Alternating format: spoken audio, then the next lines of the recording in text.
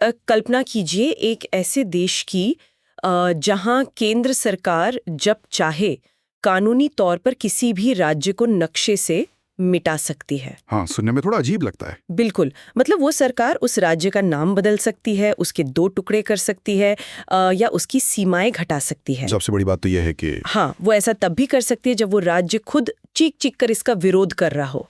मतलब एक पल के लिए ये किसी तानाशाही व्यवस्था जैसा लग सकता है ना। एकदम सही कह रही हैं। लेकिन असल में ये दुनिया के सबसे बड़े लोकतंत्र यानी भारत का बुनियादी ढांचा है। एक ऐसा ढांचा जिसने इस देश को टूटने से बचाया। बिल्कुल, ये विरोधाभास अपने आप में बहुत गहरा है। मतलब अगर हम आज़ादी के ठीक बाद के भारत की तस्वीर को देखें ना। हाँ, 1947 के आसपास। जी, तो स्थिति बहुत भयानक थी। हमारे सामने एक ऐसा नक्शा था जो किसी एक रंग में रंगा हुआ नहीं था। अच्छा। वो एक बिखरी हुई पयी, मतलब एक बहुत बड़े जिगसॉ पजल की तरह था जिसमें 500 से भी ज्यादा रियासतें और ब्रिटिश प्रांत अपनी अपनी दिशाओं में खिंच रहे थे। बाप रे, 500 से ज्यादा। हाँ, एक ऐसा वक्त था जब देश का भौगोलिक और राजनीतिक स्वरूप बिल्कुल भी तय नहीं था और ये डर पल पल मंडरा रहा था कि कहीं ये सारे टुकड़े बिखर कर कई अलग अलग देश ना बन जाएं। और इसीलिए जब हम आज़ादी और देश के निर्माण की बात करते हैं तो अक्सर सरदार वल्लभ भाई पटेल की उस महायज्ञ को याद करते हैं। बिल्कुल, उनका योगदान तो अतुलनीय है। हाँ, जिसमें उन्होंने इन रियासतों को एक साथ जोड़कर एक धागे में पिरोया। लेकिन आज की इस गहन चर्चा में हम जिस विषय की गहराई में उतरने वाले हैं जी। वो इस ऐतिहासिक एकीकरण का सिर्फ राजनीतिक किस्सा नहीं है। हम उन पन्नों को पलटने वाले हैं जो इस एकीकरण को कानूनी ताकत देते हैं। यानी संविधान का भाग 1। एकदम सही, जिसमें शुरुआत के 4 अनुच्छेद यानी आर्टिकल 1 से 4 शामिल हैं। ये समझना इसलिए भी दिलचस्प है क्योंकि ये सिर्फ कुछ कानूनी धाराएं नहीं है, बल्कि ये इस बात का ब्लूप्रिंट है कि भारत की राजनीतिक पहचान कैसे गढ़ी गई। हाँ, और इस ब्लूप्रिंट के बिना आज जिस अखंड भारत को जानते हैं उसकी कल्पना भी नहीं की जा सकती थी। सही बात है। संविधान का ये पहला हिस्सा ये तय करता है कि भारत एक राष्ट्र के रूप में कैसे काम करेगा, उसकी सीमाएं क्या होंगी और सबसे महत्वपूर्ण बात, अखंडता वाली बात। जी, उसकी अखंडता को भविष्य के किसी भी खतरे से कैसे सुरक्षित रखा जाएगा। ये एक तरह का रक्षा कवच है जिसे हमारे संविधान निर्माताओं ने बहुत सोच समझकर तैयार किया था। तो चलो इसे समझते हैं और शुरुआत करते हैं बिल्कुल पहले सवाल से। जी, बताइए। जब कोई नई चीज बनती है, चाहे वो कोई संस्था हो या एक नया राष्ट्र, तो सबसे पहला विवाद तो नाम पर ही होता है कि इसका नाम क्या रखा जाए। हाँ, ये तो बहुत ही आम बात है। और इसका स्वरूप कैसा हो। संविधान सभा में जब ये सवाल उठा होगा तो मैं सोच सकती हूँ कि वहाँ कितनी अलग अलग राय रही होंगी। अरे, उस समय संविधान सभा में इस पहले सवाल पर ही एक बहुत लंबी और वैचारिक बहस छिड़ गई थी। अच्छा। हाँ, एक तरफ वो सदस्य थे जिनका मानना था कि हमें अपने प्राचीन जड़ों और संस्कृति से जुड़े रहना चाहिए, इसलिए देश का नाम पारंपरिक रूप से भारत ही होना चाहिए। हाँ, ये तो स्वाभाविक है। वहीं दूसरी तरफ एक आधुनिक दृष्टिकोण रखने वाला गुट था। उनका क्या तर्क था? उनका तर्क ये था कि अंतर्राष्ट्रीय स्तर पर संयुक्त राष्ट्र में और दुनिया भर के देशों के बीच हम इंडिया के नाम से जाने जाते हैं, इसलिए आधुनिक विश्व के साथ कदम ताल करने के लिए यही नाम उपयुक्त रहेगा। तो ये एक तरह से परंपरा और आधुनिकता के बीच का टकराव था। बिल्कुल। और हमारे संविधान निर्माताओं ने इसका जो कूटनीतिक समाधान निकाला वो पहले ही अनुच्छेद यानी आर्टिकल 1(1) में झलकता है। उन्होंने लिखा, इंडिया अर्थात भारत राज्यों का एक संघ होगा। जी, India that is Bharat shall be union of states. मतलब उन्होंने दोनों ही नामों को अपना लिया, लेकिन यहाँ जो एक शब्द है राज्यों का संघ या यूनियन ऑफ स्टेट्स, ये मुझे थोड़ा उलझाता है। वो कैसे? व्यवस्था के हिसाब से तो हमारे पास केंद्र सरकार भी है और राज्य सरकारें भी हैं, यानी सत्ता बंटी हुई है। जी हाँ, बिल्कुल। तो डॉक्टर BR अम्बेडकर ने इसे फेडरेशन या महासंघ कहने के बजाय यूनियन शब्द पर इतना जोर क्यों दिया? ये बहुत ही बेहतरीन सवाल है। इसके पीछे डॉक्टर अम्बेडकर की बहुत ही दूरदर्शी सोच थी। अच्छा। उन्होंने संविधान सभा में स्पष्ट किया कि भारत की शासन संरचना भले ही संघीय है, मतलब काम करने के लिए केंद्र और राज्यों के बीच शक्तियां बांटी गई हैं, लेकिन इसे यूनियन कहना इसलिए जरूरी है क्योंकि इसके पीछे दो बहुत बड़े कारण हैं। कौन से दो कारण? पहला कारण यह है कि भारतीय संघ राज्यों के बीच किसी समझौते का परिणाम नहीं है। समझौते से आपका मतलब अमेरिका जैसी स्थिति से है जहां अलग अलग आजाद राज्य एक साथ आए और उन्होंने मिलकर एक देश बनाने का कॉन्ट्रैक्ट साइन किया? एकदम सटीक तुलना है। अमेरिका में राज्यों ने मिलकर देश बनाया, लेकिन भारत में ऐसा कोई समझौता नहीं हुआ। यहाँ देश पहले से था और प्रशासनिक सुविधा के लिए उसे राज्यों में बांटा गया। समझ गई। और दूसरा सबसे अहम कारण यह है कि भारत के किसी भी राज्य को इस संघ से अलग होने यानी विभक्त होने का कोई कानूनी अधिकार नहीं है। मतलब वो सिसीड नहीं कर सकते? बिल्कुल नहीं। कोई भी राज्य ये नहीं कह सकता कि हम आज से भारत का हिस्सा नहीं है। इसे समझने के लिए मेरे दिमाग में एक उपमा आ रही है। मान लीजिए कि भारत एक बहुत बड़ा संयुक्त परिवार यानी जॉइंट फैमिली है। अच्छा, ठीक है। इस परिवार में अलग अलग सदस्य हैं जिन्हें हम राज्य कह सकते हैं। सबका अपना अपना कमरा है, सबकी अपनी जिम्मेदारियां हैं और सब साथ मिलकर एक ही छत के नीचे रहते हैं जी। लेकिन अगर कल को कोई एक सदस्य कहे कि मेरी परिवार से नहीं बनती, मैं अपना कमरा लेके इस घर से हमेशा के लिए अलग हो रहा हूँ और मेरा इस घर की जमीन से कोई वास्ता नहीं है, तो परिवार का मुखिया यही कहेगा ना कि माफ करना, ये पूरे घर की जमीन है, तुम घर के अंदर अपने कमरे का रंग बदल सकते हो, फर्नीचर इधर उधर कर सकते हो, लेकिन तुम घर की दीवार तोड़कर उसे अलग देश नहीं बना सकते। अरे वाह, ये संयुक्त परिवार वाली उपमा इस पूरी व्यवस्था को बहुत ही आसानी से स्पष्ट कर देती है। राज्य परिवार के सदस्य हैं लेकिन घर की जमीन अविभाज्य है। हाँ बिल्कुल। इसी अवधारणा को परिभाषित करने के लिए संवैधानिक विशेषज्ञों द्वारा एक बहुत ही प्रसिद्ध वाक्य का इस्तेमाल किया जाता है। वो क्या है? विनाशी राज्यों का अविनाशी संघ, मतलब indestructible union of destructible states ही रहेगा। ये बहुत शक्तिशाली और स्पष्ट विचार है। अब जब हम इस घर या भारत के राज्य क्षेत्र की बात करते हैं तो मैंने पढ़ा है कि आर्टिकल 1 के तहत इसे 3 अलग-अलग श्रेणियों में बांटा गया है। जी, 3 श्रेणियां हैं। पहली श्रेणी तो हमारे 28 राज्य हो गए। बिल्कुल। दूसरी श्रेणी में हमारे 8 केंद्र शासित प्रदेश या यूनियन टेरिटरीज आ गए। लेकिन एक तीसरी श्रेणी भी है जिसे अर्जित क्षेत्र या एक्वायर टेरिटरीज कहा गया है। ये थोड़ा तकनीकी लग रहा है, इसका क्या मतलब है?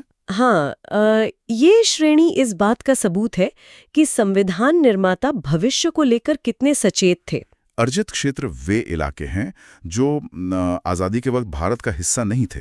अच्छा, जैसे जिन्हें भारत सरकार अंतर्राष्ट्रीय कानूनों के तहत भविष्य में अधिग्रहित कर सकती है।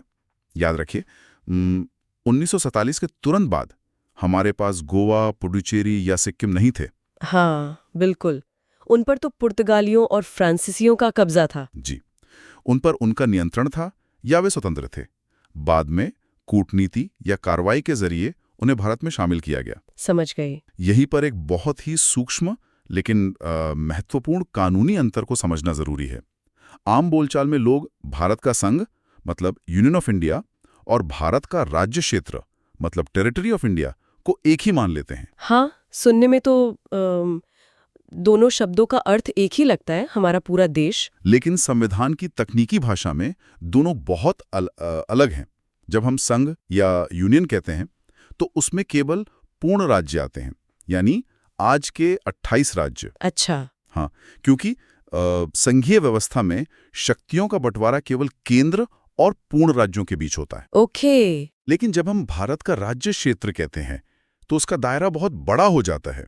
ये एक विशाल छाते की तरह है जिसके अंदर सब कुछ आ जाता है। राज्य, केंद्र शासित प्रदेश और भविष्य में जो भी अर्जित क्षेत्र होंगे वे सभी। ओके, तो राज्य क्षेत्र एक तरह से हमारे घर की पूरी जमीन का नक्शा है।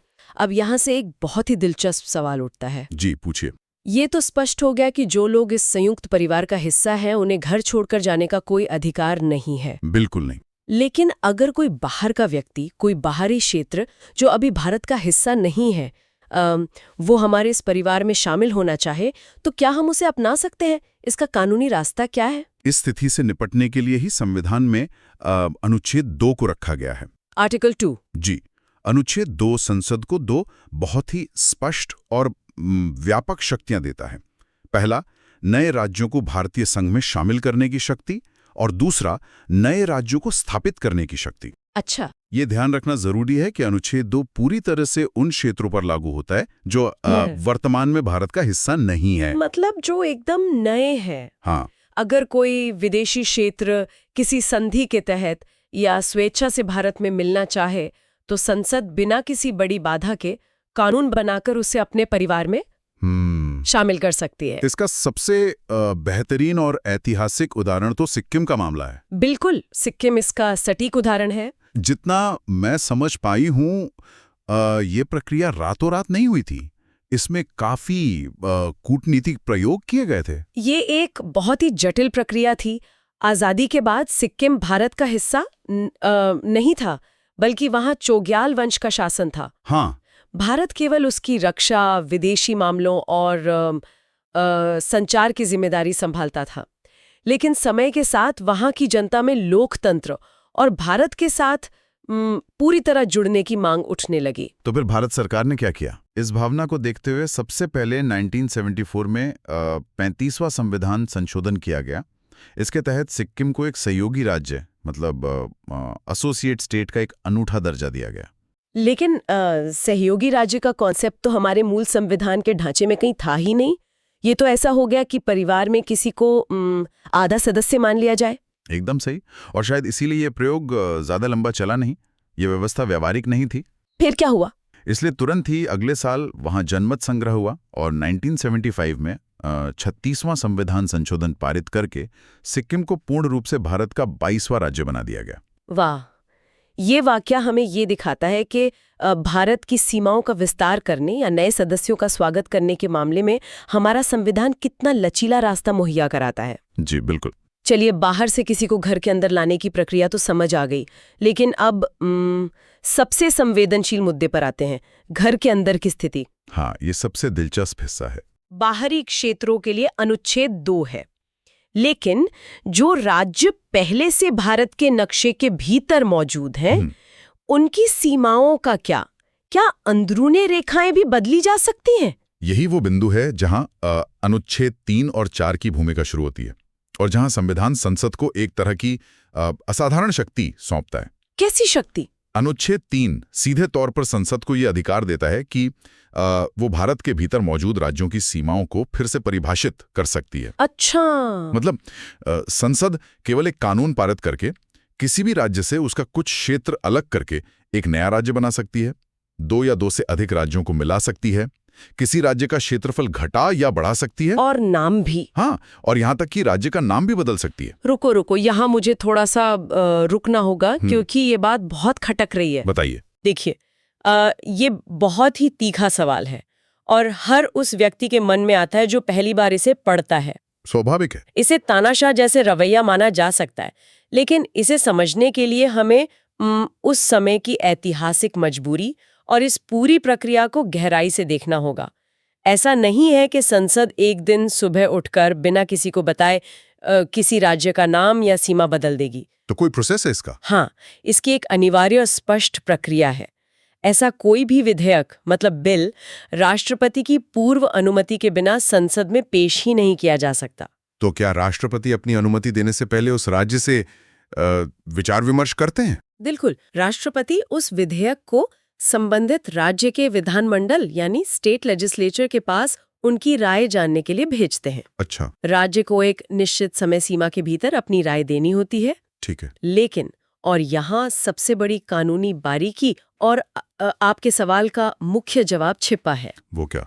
संसद राज्य विधानमंडल की उस राय को मानने के लिए बाध्य नहीं है। मुझे ये सुनकर सच में हैरानी हो रही है। मतलब औपचारिकता के लिए राज्य से उसकी राय मांगी गई, राज्य की विधानसभा ने उस प्रस्ताव का कड़ा विरोध किया, चीख कर मना किया। हाँ। और फिर भी संसद अपने फैसले से उस राज्य का विभाजन कर सकती है। जी हाँ, कानूनी तौर पर ऐसा ही है। विरोध के बावजूद संसद विभाजन या नाम परिवर्तन कर सकती है।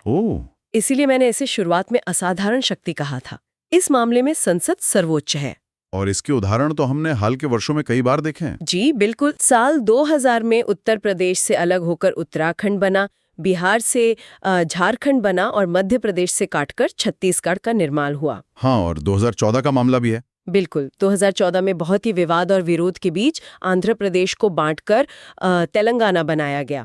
और 2019 का जम्मू कश्मीर पुनर्गठन अधिनियम तो एक बहुत बड़ा कदम था, जहां एक पूर्ण राज्य को 2 केंद्र शासित प्रदेशों में ही बदल दिया गया। सही कहा। इन सभी में राज्य की सीमाएं या स्वरूप बदला गया। लेकिन मेरा सवाल अभी भी वही है कि संविधान निर्माताओं ने राज्यों को इतनी कमजोर स्थिति में क्यों रखा? इसका जवाब 1947 के उस पहली वाले नक्शे में है, जिसका हमने शुरुआत में जिक्र किया था। अच्छा, वो बिखरा हुआ नक्शा। जी, जब भारत आजाद हुआ तो उस समय के राज्यों की सीमाएं कोई तार्किक, सांस्कृतिक या भाषाई आधार पर नहीं खींची गई थी। तो किस आधार पर थी? वो सीमाएं तो अंग्रेजों ने अपनी प्रशासनिक सुविधा और सैन्य विजय के हिसाब से मनमाने ढंग से खींच दी थी।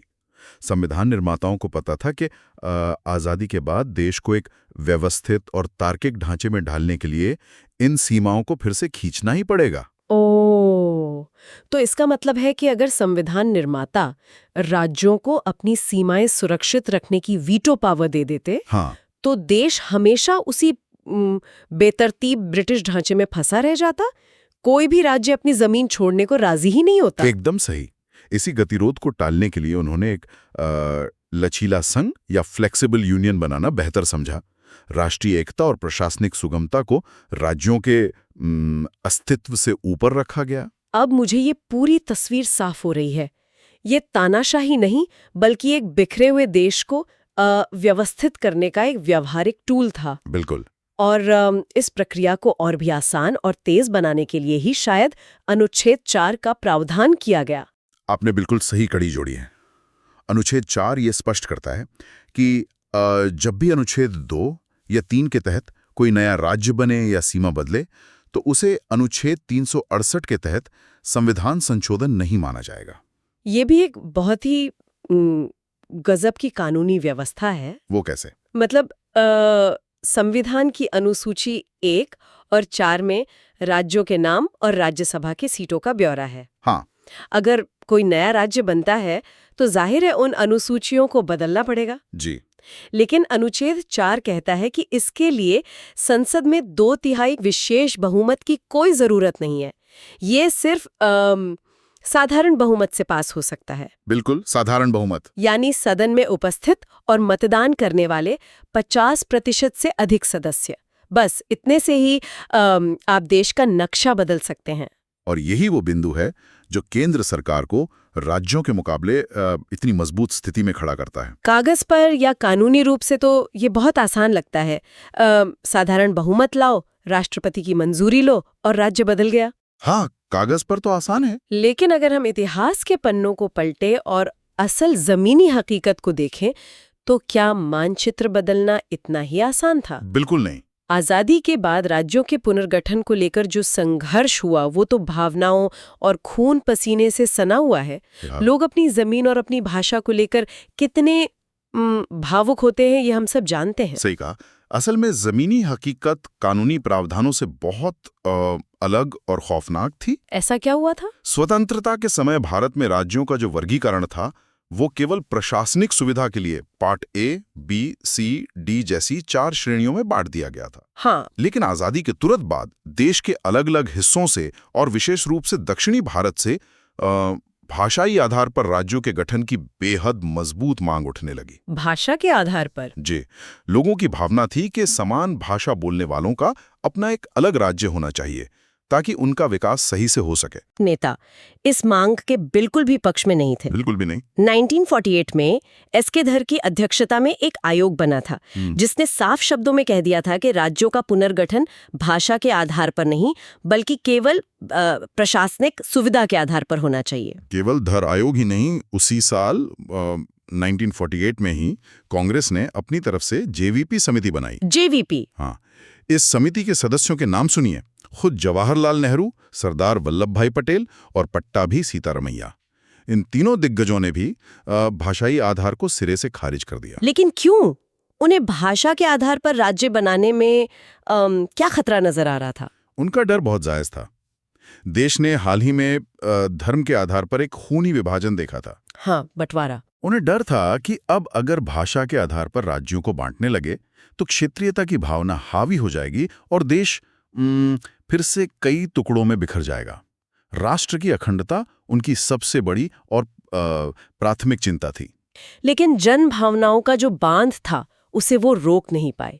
एक ऐसा मोड़ आया जिसने इस पूरी नीति को, सरकार की पूरी जिद को हिलाकर रख दिया। जी, पोट्टी श्रीरामुलु का मामला। हाँ, पोट्टी श्रीरामुलु का अप्रत्याशित बलिदान मद्रास प्रेसिडेंसी से तेलुगु भाषी लोगों के लिए एक अलग राज्य की मांग करते हुए वे 56 दिनों की लंबी और भयानक भूख हड़ताल पर बैठ गए। बहुत ही दुखद घटना थी। सरकार ने सोचा शायद वो मान जाएंगे, लेकिन ऐसा नहीं हुआ और दुखद रूप से उनकी मृत्यु हो गई। उनकी मृत्यु कोई सामान्य घटना नहीं थी। ये एक ऐसा टर्निंग पॉइंट था जिसने पूरे देश को झकझोर दिया। फिर क्या हुआ? श्रीरामुलु के निधन के बाद मद्रास में जो हुआ वो सरकार के लिए एक बहुत बड़ा सबक था।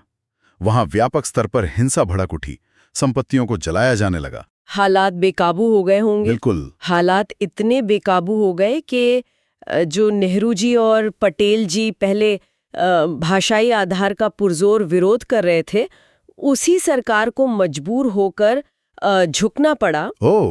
और 1953 में भाषा के आधार पर भारत का पहला राज्य बनाना पड़ा, आंध्र प्रदेश। ये एक बहुत ही सशक्त उदाहरण है कि कैसे एक व्यक्ति के बलिदान ने पूरे देश के प्रशासनिक ढांचे के सिद्धांत को ही बदल कर रख दिया। सही बात है। इसके बाद तो मुझे यकीन है कि बाकी भाषाओं के लोगों ने भी ये देख लिया होगा कि दबाव बनाने से राज्य मिल सकता है, तो मांगे बाढ़ की तरह आ गई होंगी। ये एक स्वाभाविक प्रतिक्रिया थी।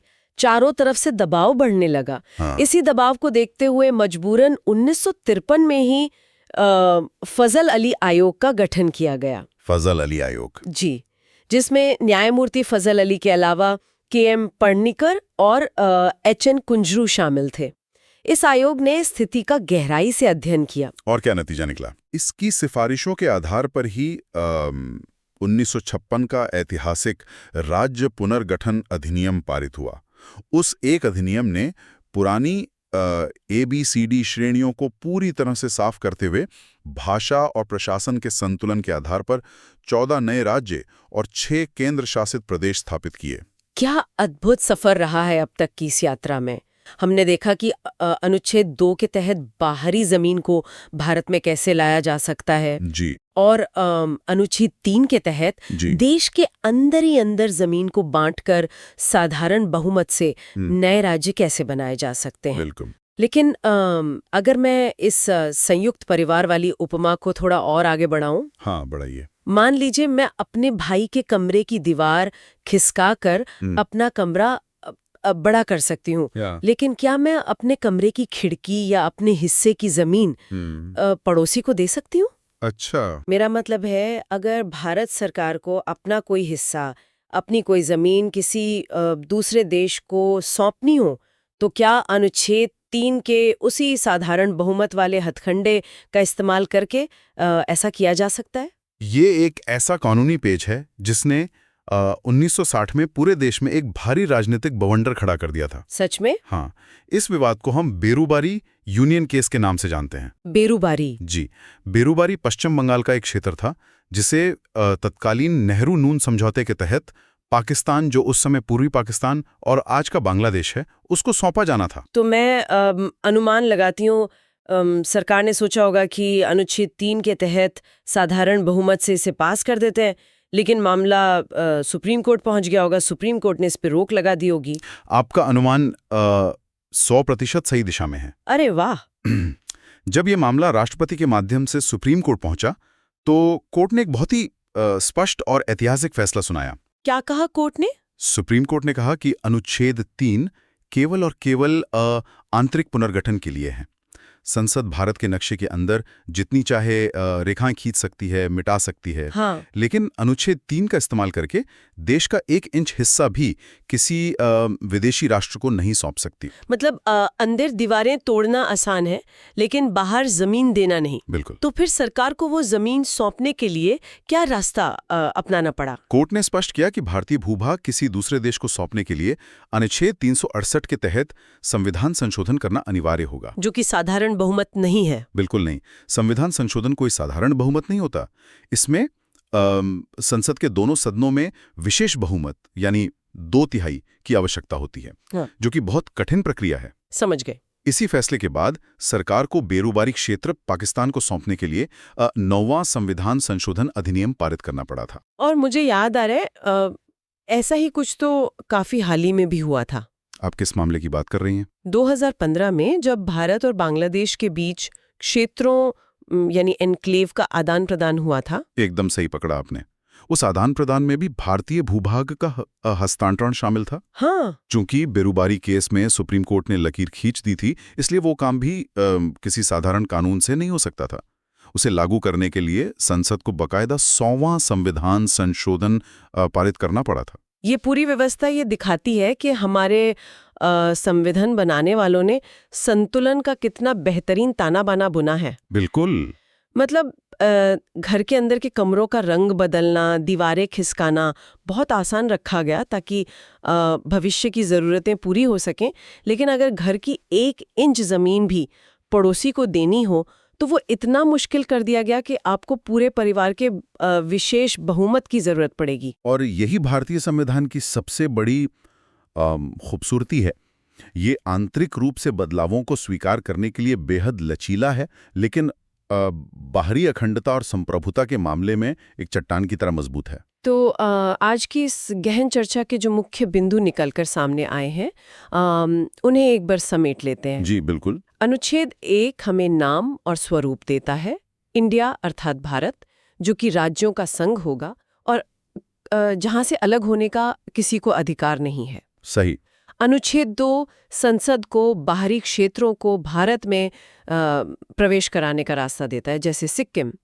अनुच्छेद 3 संसद को आंतरिक राज्यों के निर्माण, सीमा और नाम बदलने की असाधारण शक्ति देता है। और अनुच्छेद 4? हाँ, अनुच्छेद 4 ये स्पष्ट करता है कि अनुच्छेद 2 और 3 के बदलाव केवल साधारण बहुमत से होंगे, जिससे आंतरिक पुनर्गठन आसान हो जाता है। और इसके साथ ही इतिहास के पन्नों से हमें ये हमेशा याद रखना चाहिए कि ये सफ़र कितना चुनौतीपूर्ण था।